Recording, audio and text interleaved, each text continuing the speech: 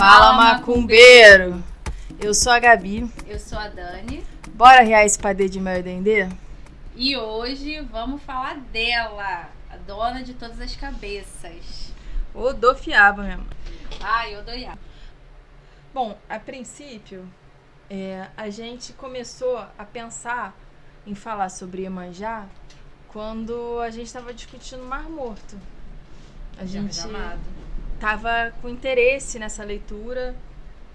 Eu li tem uns anos e estava indicando para Dani, porque nós duas gostamos bastante de Jorge Amado e eu acho que é uma figura muito importante quando a gente fala de macumba e luta popular, porque ele foi uma pessoa de grande contribuição para esses dois campos. Lendo o Mar Morto, que eu nunca tinha lido, eu gosto muito de Jorge Amado, mas esse era um que eu não tinha lido ainda. Eu fiquei pensando muito que é um grande mistério, né? O mar, pra mim, é um negócio que me pega em diversos lugares e eu acho que sendo carioca, né? Nós duas sendo cariocas que gostam muito de praia, de ir à praia, de ver essa cultura aí, a gente tem uma relação já com o mar naturalmente, desde a infância. Acho que eu tenho, acho que a Gabi também mesma tem. Coisa. Pois é, né? Ficar bronzeada. Tive minha fase, tá? Que quando eu era adolescente, eu ia pra praia de blusa preta e tênis. Roqueira, tá? É isso. Eu também tive essa fase. Sabe? Uhum. Mas superamos. Com certeza. Criança gostava de ser peixe na água. Exatamente. Adolescente, rebelde. E aí, adulta gosta de ficar torrando no sol e ser peixe na água quando dá, porque eu tenho medo. Ah, não, eu gosto muito. Mas fiquei pensando nesse mistério justamente sobre a relação que o Jorge Amado traz ali, né, na história de Mar Morto, com aquelas pessoas que precisam do mar para sobreviver, e como que é a nossa relação de macumbeiro com Iemanjá, porque originalmente o culto de Iemanjá não é no mar, é no rio, mas com a diáspora, com uma série de questões, esse culto, não só aqui no Brasil, viu, gente, em Cuba também, e eu prometo pra vocês que assim que eu souber como que foi esse processo lá em Cuba, eu venho contar. A Iemanjá passa a ser cultuada no mar, e eu acho que tem um elemento muito importante dessa transição, pelo menos aqui no Brasil, pelo que a gente pesquisou, né, que era sobre a sobrevivência. O episódio que na Bahia, né, os pescadores estavam sem ter peixe, eles são orientados a então cultuar Iemanjá, fazer uma oferenda, e aí as coisas mudam, e até hoje a gente tem a festa, né, no Rio Vermelho, no dia 2 de fevereiro, para Iemanjá, e que é sem um sincretismo, ela é diretamente para Iemanjá. Isso mostra o quanto que a nossa relação com a espiritualidade, com a ancestralidade, ela não é metafísica. Ela é uma relação de troca. Inclusive, eu acho que é muito interessante a gente observar Iemanjá como... Eu entendo Iemanjá como o orixá menos sincretizado. Eu acho que... Eu costumo dizer que Iemanjá é o orixá mais famoso, porque a popularidade de Iemanjá, ela é diretamente ligada à figura do orixá. Porque a gente tem, pelo menos no Rio de Janeiro, a gente tem um apelo muito grande ao Ogum, só que ele vem sincretizado com São Jorge. Você tem muitos devotos de Ogum, você tem uma mistura muito grande de uma fé católica, de um catolicismo popular, com a fé de terreiro, porque você tem essa confluência do devoto de São Jorge com o filho do Ogum, e isso se confunde um pouco. Mas Iemanjá, se você apontar um aleatório na rua, ele sabe que é Iemanjá, mas não faz ideia qual é o sincretismo de Iemanjá. E eu acho que isso é muito simbólico, porque se a gente parar para pensar Iemanjá como um orixá que é dono de todas as cabeças, e Iemanjá não dividir essas cabeças com o santo católico, sabe? Eu acho que... Enfim, isso pra mim tem significado. E como que ela entra na cultura popular sem sequer ser percebida de certa forma. A gente teve recentemente um caso de uma polêmica em relação a um palco gospel no Réveillon do Rio de Janeiro, em que o prefeito foi questionado prefeito do Rio de Janeiro, Eduardo Paes, foi questionado, e a respeito de ter um palco gospel, e aí ele tratou como se isso fosse tolerância religiosa reversa, né? Que é racismo reverso, puxado. E uma série de questionamentos foi feito de que, olha só, prefeito, você está falando de uma festa que foi criada para Iemanjá. Exatamente. Porque o Réveillon, o vestir branco na praia, é um rito em honra a Iemanjá. E a gente nem sabe o que a gente está fazendo. Quando a gente vai lá pular ondinha, quando a gente vai botar flor branca na água, pô, até onde eu sei, eu coloco rosa branca para Iemanjá. Então, assim, e você pode pegar uma série de pessoas, é crente, é católico, é gente que não tem religião nenhuma, que vai lá e vai fazer, porque se torna uma expressão cultural, que da mesma forma como a gente às vezes não é católico e comemora o Natal, sabe, não é cristão e comemora os feriados cristãos, eu acho que Iemanjá, ela é tão intrínseca que ela tá parelha aos feriados cristãos, mas sozinha. Sem ser feriado. Não é feriado.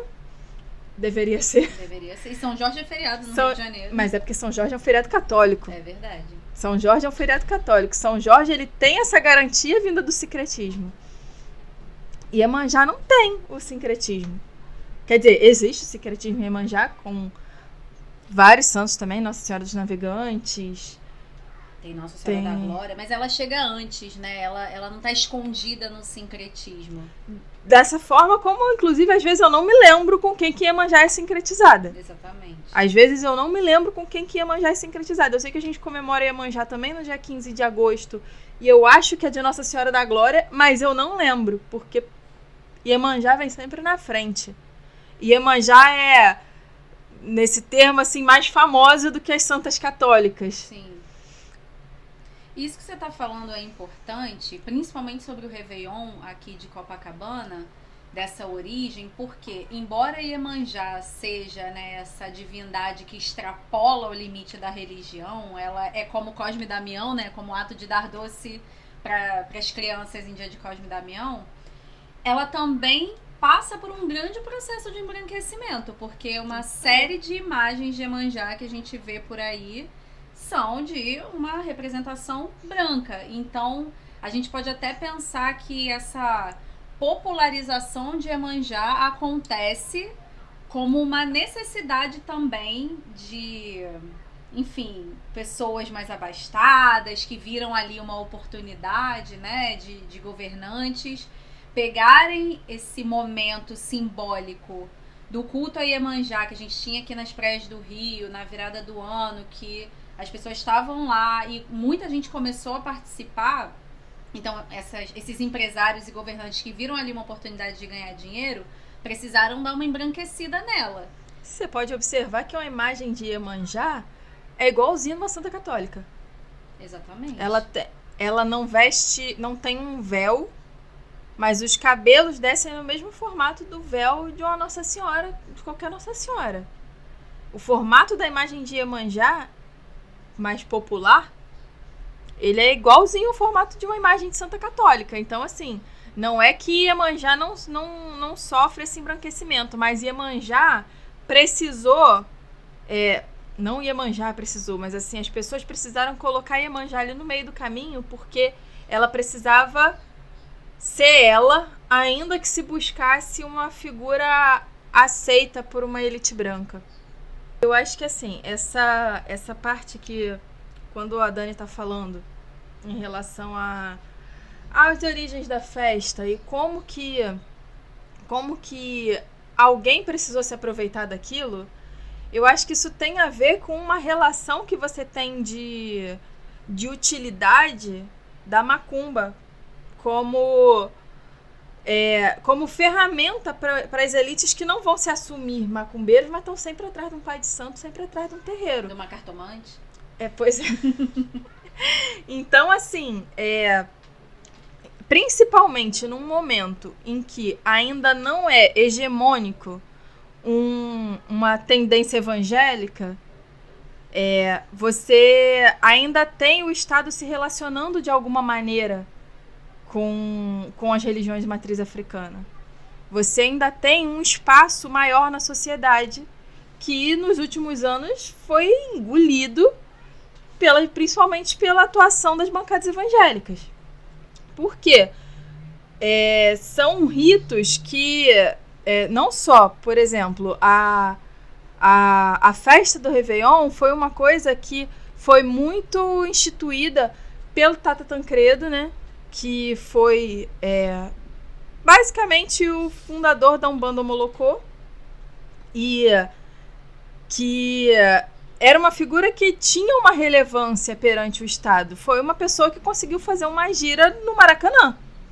E que fazia questão de manter a origem preta do culto à ancestralidade, da Umbanda, como queira chamar, da Macumba. Mas ele veio ser essa pessoa, né? No momento em que a gente fala justamente dessa Umbanda que abre espaço para esse embranquecimento, para esse distanciamento da sua origem, ele vem em contrapartida, trazendo mais ainda o que a gente tinha, né, de que ainda é uma polêmica, infelizmente, entre muitos macumbeiros da necessidade ou não dentro do nosso culto, não vamos entrar nisso aqui, mas ele fazia questão de manter isso. E ainda assim é uma pessoa que está ali em relação com o poder de alguma maneira, conseguindo essa abertura. Que naquele contexto ainda não era uma coisa como é. Hoje em dia, sinceramente, impossível ter uma gira no Maracanã. Assim, eu ia ficar muito chocada. Olha, o Eduardo Paz prometeu fazer uma estátua em homenagem a Tata Tancredo. Que, aliás, só jogando aqui um gancho pro próximo episódio, vão escutar o samba da Estácio, vão prestar atenção no enredo da Estácio de Sá, escola do grupo da série Ouro do Rio de Janeiro, que esse ano vem falando sobre Tata Tancredo, tá? Tô muito animada para assistir esse desfile. Nossa sambista macumbeira aqui, pesquisadora, já deu papo. Vai ter conteúdo, gente, sobre isso aí também. E aí a gente tem, voltando lá atrás, que a gente faz assim mesmo, a gente vai abrindo as abas. Aqui é mais ou menos o naipe de conversa que a gente tem fora daqui. Se pegar o nosso WhatsApp, é só roteiro do Mel e Dendê rolando naturalmente. Basicamente isso. Por isso que às vezes eu falo pra Dani, amiga, vamos ligar o microfone e vamos ver o que sai. Porque às vezes tá saindo um monte de coisa aqui e a gente com o microfone desligado. Gente, é uma conversa na mesa do bar, seguindo aqui, né, a nossa referência, Luiz Antônio Simas, que é uma pessoa que defende o bar, o boteco. A gente não tá muito bebendo ultimamente, mas a gente defende que as conversas sejam nesse pique. O nosso podcast é isso aí. Exatamente. Então, assim, falando daquela questão de uma visão utilitarista da macumba, a gente diminuiu publicamente, tá? Mas até hoje você ainda tem figuras de elite que vão se pautar numa coisa de Deus, é Jesus, colocar uma coisa bem cristã, e que por trás estão recorrendo a vidente, cartomante, pai de santo, fazendo mandinga, porque a macumba ela ali está sendo instrumentalizada, ela está sendo utilizada com um propósito individual. Eu quero resolver um problema na minha vida, eu vou recorrer a isso que eu renego o tempo inteiro. E isso também não é uma coisa que acabou e não é uma coisa que começou agora. Desde o início do que são os terreiros no Brasil, a gente tem elites que buscam esses lugares, que firmam acordos dentro desses lugares e que no dia seguinte estão lá com um delegado de polícia para prender essas mesmas pessoas que estavam fazendo trabalhos para resolver as suas questões. Então, assim, essa questão da macumba estar sendo instrumentalizada, ela tá muito ligada nesse culto de Iemanjá, nesse culto da praia, porque ali é um dos principais locais onde a gente vê isso claramente. A gente vê muitas vezes uma praia cheia de gente da beira de Copacabana, do Leblon, de Ipanema, cultuando Iemanjá, sem dizer o nome de Iemanjá, sabe? Cultuando Iemanjá e mudando o nome de Iemanjá onde tiver que mudar. Na música, né? Na letra da música, ganha dinheiro falando de Iemanjá, depois não pode mais. A partir do momento em que aquilo deixa de servir, aquilo vai ser cada vez mais renegado. E aí eu queria fazer um link disso com uma problematização de questão ambiental. Por quê? até então, tava servindo muito bem, vamos todo mundo botar o nosso barquinho pra Iemanjá, vamos botar espelho, vamos botar perfume, vamos botar tudo. Só que passou a ser interessante midiaticamente você falar em sustentabilidade. E aí, quando você está falando em sustentabilidade, ou você está falando em derrubar um sistema que destrói o meio ambiente de verdade, ou então você está falando nada. Você está falando só para atacar pequenas práticas que não são o que de fato fazem a diferença. E é mais uma forma de você usar um instrumento para você se fazer de bonzinho atacando quem não deve, né? E aí eu tô querendo dizer o quê? Até ontem todo mundo achava ok, razoável você colocar o seu barquinho para Iemanjá com as suas coisas lá. Aí de uma hora para outra passa a ser poluição. É um oportunismo, né?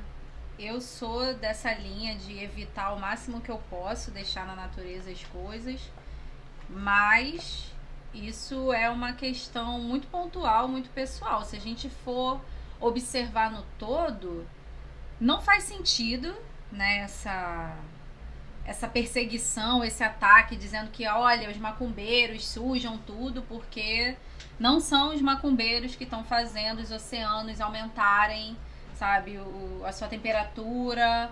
Não são os macumbeiros que estão fazendo o degelo das calotas polares, sabe? Não tá na nossa oferenda, que é pontual, que é uma vez no ano, assim, em grande escala. Vamos dizer que é o quê? 2, 3 vezes no ano que as pessoas vão na praia fazer isso de uma maneira muito coletiva. E o que a Gabi estava falando sobre essa coisa de ser utilitário, né? Das pessoas irem se aproveitarem disso.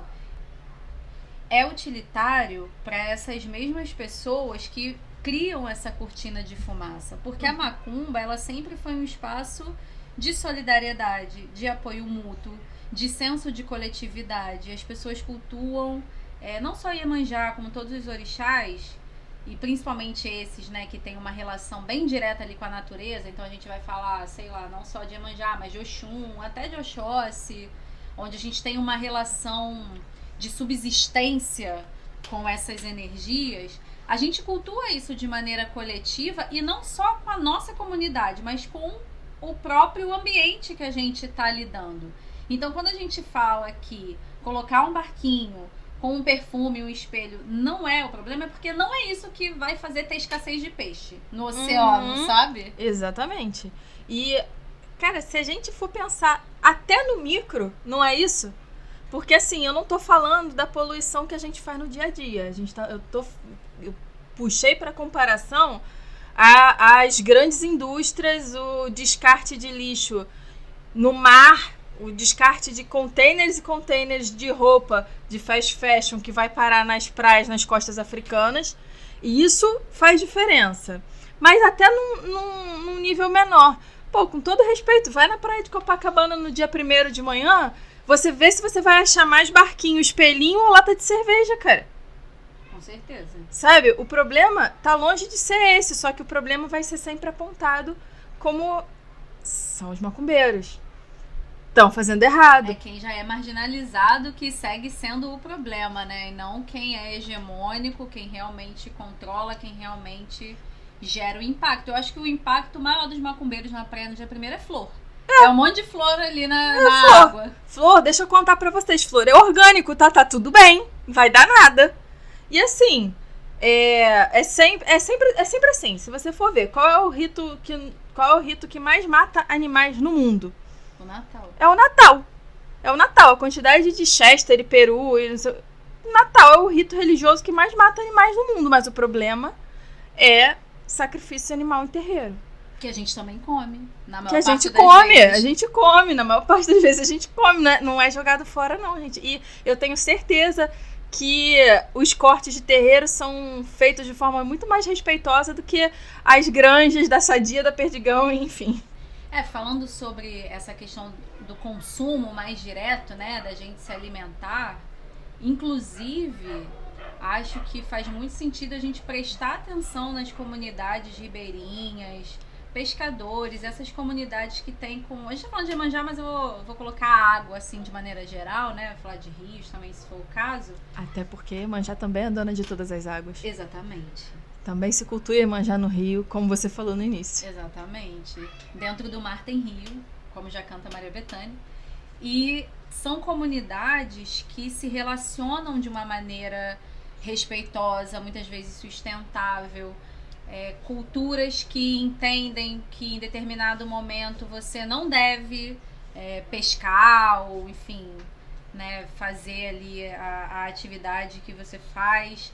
Entende que não pega fêmea porque ela precisa procriar. Isso inclusive eu aprendi com meu avô, que pegava caranguejo no mangue, que não pode pegar fêmea, não se deve comprar com as cordas de caranguejo com fêmeas, porque isso já é uma noção também de que você precisa viver em equilíbrio com aquele ambiente, porque você faz parte daquilo.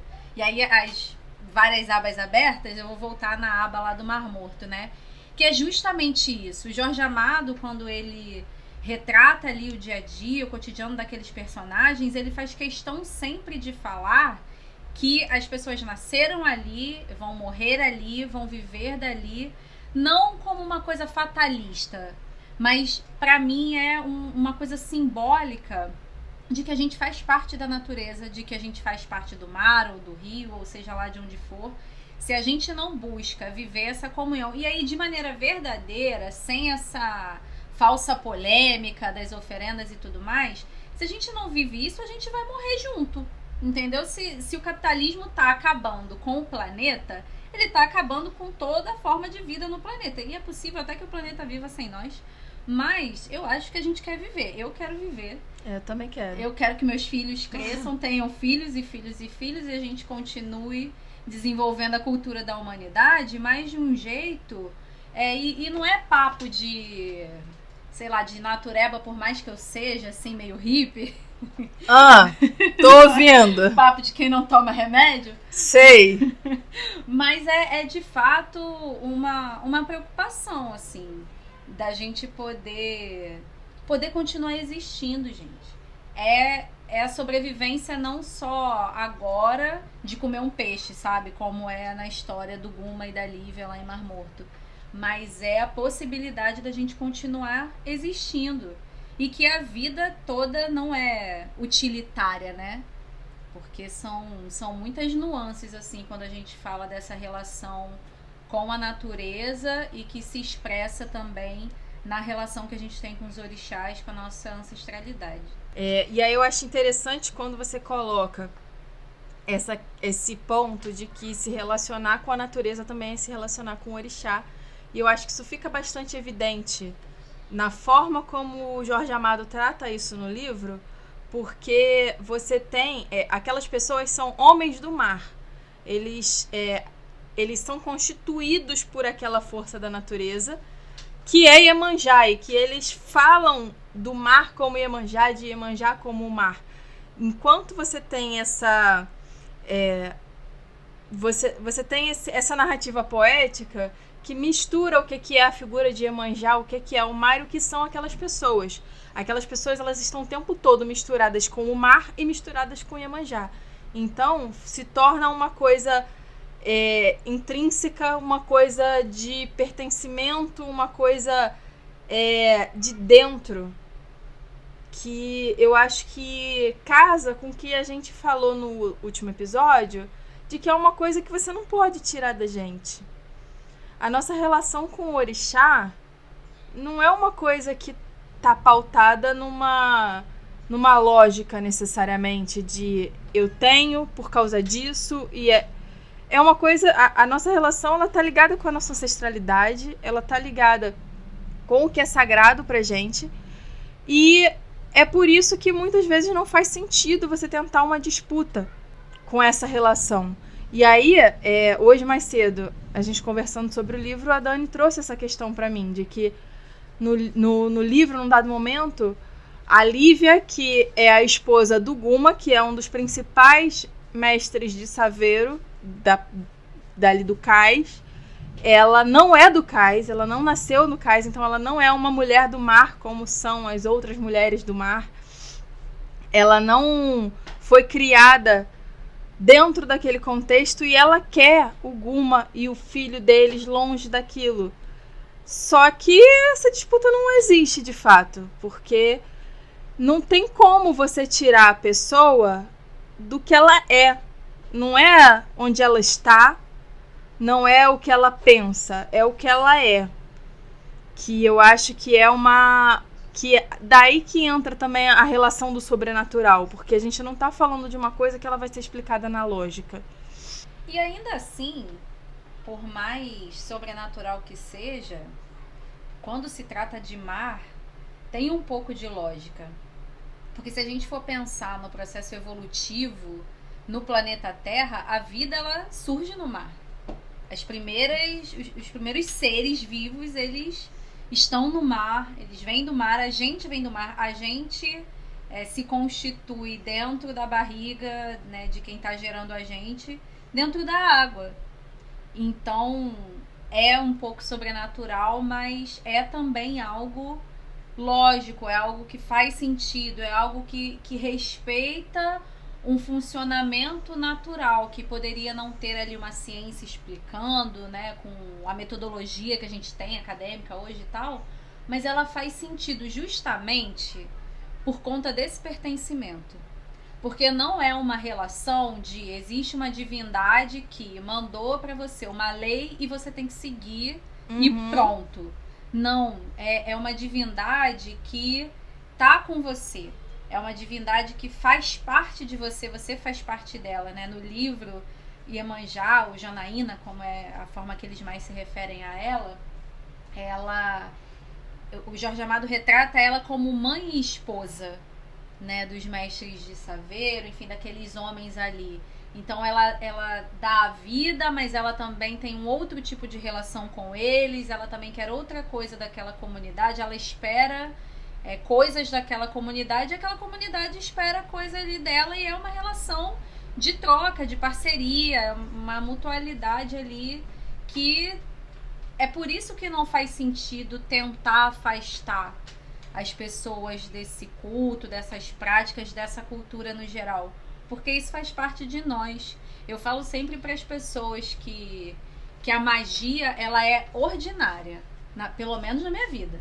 A magia, a macumba, ela não é extraordinária, ela não é um negócio que, oh meu Deus, eu fui ali, sabe, arriei um padê de mel e dendê e pronto, sabe, varinha do Harry Potter. Não, gente, a gente vive isso todos os dias, a nossa relação com a ancestralidade é cotidiana, ela é constituinte, é ela que vai orientando as nossas práticas, e é por isso que a gente está defendendo aqui que essa relação também fortalece a visão de uma sociedade com mais equilíbrio entre as pessoas, com menos discrepância entre o que as pessoas têm, entre o que elas fazem, a relação que a gente tem com a natureza, né? Não faz sentido numa comunidade religiosa macumbeira você tá comendo e o seu irmão de santo não tá comendo. Não faz sentido você querer, sabe, enriquecer sem olhar para sua comunidade como um todo. E isso tudo tá muito interligado. Então, a gente usou em muitos momentos desse episódio a referência do Mar Morto. E aí eu acho que é importante a gente situar um pouco sobre quem é o Jorge Amado. Por que essa figura tem uma relevância para a gente trazer aqui para o podcast uma obra dele como seta para o que a gente estava se propondo a falar, de onde que veio da gente se inspirar nessa pessoa para falar sobre. E assim, o Jorge Amado, ele é um cara que, além de escritor, além de romancista, ele foi deputado federal pelo Partido Comunista Brasileiro. Apesar de não ser uma pessoa religiosa, apesar dele não ser de terreiro, ele era uma pessoa que estava sempre em contato com a comunidade de terreiro. Ele tinha muito interesse na questão da relação do povo com os orixás, com a ancestralidade, e que é uma pessoa que levou essas questões para a sua luta política. Então, Jorge Amado, ele, como deputado federal, ele que travou aqui, mas faz parte. Institucionalizou, vamos parar de usar palavra difícil.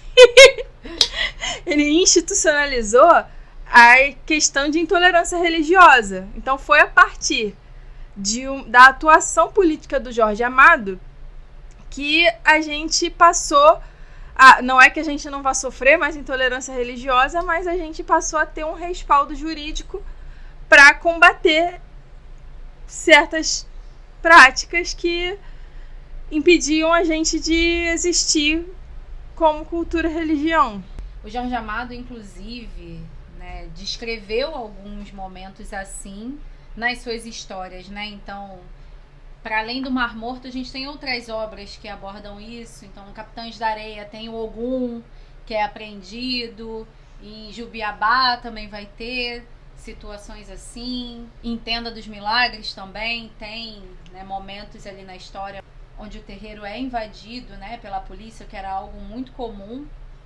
E é muito interessante a gente falar que o Jorge Amado, né, propõe essa lei garantindo a liberdade religiosa lá em 1946 e sendo um deputado federal eleito pelo PCB, porque aí a gente volta no episódio anterior e fala da importância dos lutadores populares conhecerem o seu povo. Porque quando o Jorge Amado é questionado, né, pelo Caetano sobre como que ele, sendo ateu, escrevia sobre aquilo, o Caetano pergunta se ele acredita, e ele reafirma que ele era ateu, mas que dentro dos terreiros ele viu os milagres do povo. Para mim, ele está deixando claro que ele era um comunista de verdade, que estava preocupado em compreender a subjetividade daquelas pessoas que, sendo excluídas, não tendo acesso a uma educação formal, acadêmica, não tendo acesso a questões sanitárias, porque vacina, medicina, na época em que ele escrevia, eram coisas que não eram acessíveis para todo mundo. Como que aquelas pessoas não só sobreviviam, como que elas conseguiam manter uma cultura, uma comunidade, um conhecimento que também era científico, que também tinha tecnologia ancestral. Então isso não é panfletário, isso não é qualquer coisa. Essa lei que ele propõe e que é aprovada, ela mostra que a gente precisa realmente olhar para essa forma de cultura, de culto, de organização, de um jeito diferente, de um jeito que pode orientar também, pode trazer elementos também para que a nossa luta seja mais efetiva e aconteça até mais rápido. Então eu acho que é isso, a gente cobriu o que a gente estava pensando em falar sobre Iemanjá, sobre a relação que a gente tem como povo, como cultura, com a mãe de todas as cabeças. E eu acho que é importante a gente ter em mente de que a intolerância religiosa, o racismo religioso não tem que pautar a nossa relação com Iemanjá. Então, quando chegar essa altura, esse episódio está saindo no dia 4, a gente já foi no dia 2 de fevereiro colocar nossas flores no mar, a gente já foi saudar Iemanjá, e eu espero que quem de vocês quiser ir, tenha ido, vá, faça suas oferendas no ano novo, não se sinta restringido por uma sociedade que enxerga a Iemanjá branca, mas não enxerga o que é o culto a Iemanjá. Exatamente. 2 de fevereiro, dia da rainha, que para uns é branca, para nós é pretinha. E a gente tem sempre que lembrar disso, gente. A nossa religião, o nosso culto, ele precisa ter como referência a ancestralidade, o que era feito, qual que é a relação que a gente quer construir com o orixá, com a natureza, para além dessa lógica utilitária e capitalista, né? Acho que é importante a gente lembrar que o nosso culto, ele é contra-hegemônico, ele também é contra-capitalista, e a gente precisa se posicionar assim.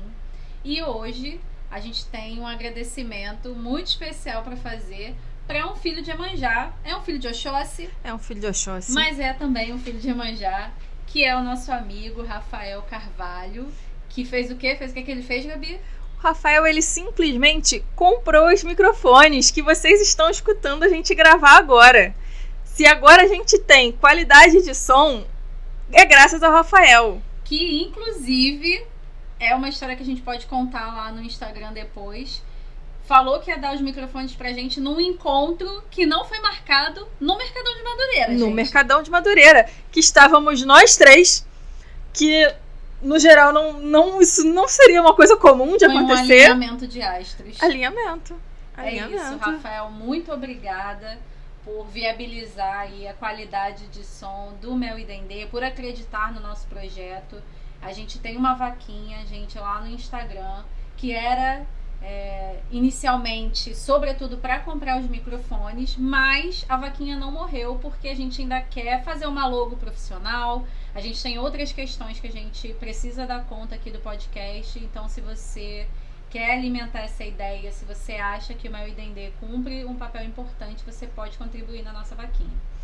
Exatamente. A gente conseguiu essa base de gravação graças ao Rafael, mas a gente continua contando com a colaboração de vocês para que a gente possa colocar outras coisas da estrutura para frente, a gente possa alinhar as coisas da maneira correta, contratando os profissionais que fazem, né, o trabalho necessário. Então, a gente não quer lançar para vocês uma identidade visual feita no ChatGPT, galera. A gente quer pagar uma ilustradora para fazer uma identidade visual pra gente, para que a gente possa viabilizar mais para frente outras coisas que vocês vão gostar.